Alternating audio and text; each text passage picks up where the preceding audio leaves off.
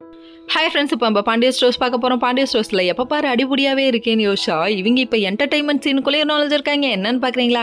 நம்ம மீனா வச்சு பண்ணாதாங்க அது வேறு லெவலில் இருக்கும் அப்படிங்கிற மாதிரி தான் இருக்குது. இவங்க என்ன பண்ணியிருக்காங்கன்னா, அதாவது தம்பியும் அண்ணனும் சேர்ந்து சபதம் எடுத்திருக்காங்க. எடுத்த சபதத்தை சரி யாருக்கிட்டையும் சொல்லாமல் இருங்கய்யா, நிறைவேறாதுப்பான்னா கேட்குறாங்களா பாரு. 90s கிட்ஸுப்பா சொல்கிறத கேளுங்கப்பா, கேட்டால் கேளுங்க, கேட்காட்டி போங்க அப்படிங்கிற மாதிரி இருந்தது.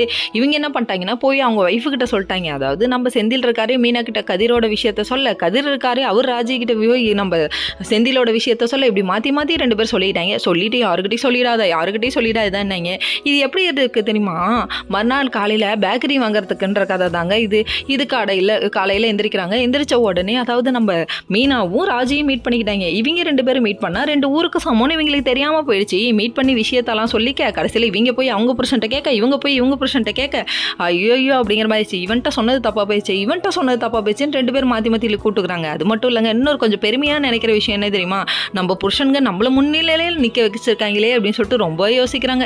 இப்படியும் இந்த காலத்தில் இருக்காங்களான்னு சொல்லிட்டு ஆச்சரியமாக பார்க்குறாங்க. சரி ஒரு ஆச்சரியக்குரிய போட்டதெல்லாம் இருக்கட்டும், ஏஞ்சி போய் வேலையை பாருங்க அப்படிங்கிற மாதிரி இருந்தது. இன்னொரு பக்கம் நம்ம ராஜி இருந்துட்டு, நீ 2 நாளுக்கு போகக்கூடாது, டிரைவராக வேலைக்கு போகவே கூடாதுன்னு சொல்லிட்டு செம்மையாக திட்டி விடுறாங்க. திட்டி விட்ட உடனே என்னடா லவ் வந்துருச்சா அப்படின்னு சொல்லி கேட்டால், லவ் இல்லையா இதுக்கு பேர், சும்மா ஒரு பாசம், ஒரு பரிதாபம், ஒரு அக்கறை. என்ன அக்கறை சக்கரைன்னுட்டு, இதுக்கு பேர் தான் லவ். நம்புங்க, எப்படி சொல்லுங்க, லவ் அப்படிங்கிற மாதிரி இருந்தது. கடைசி நம்ம கதிரும் செந்திலும் என்ன பண்ணுறாங்கன்னா வந்து நிற்கிறாங்க. வந்து நின்னதுக்கப்புறமா சும்மாவா விட்டாங்க, தெரிஞ்சிருச்சான்னு லுக் விடுறாங்க.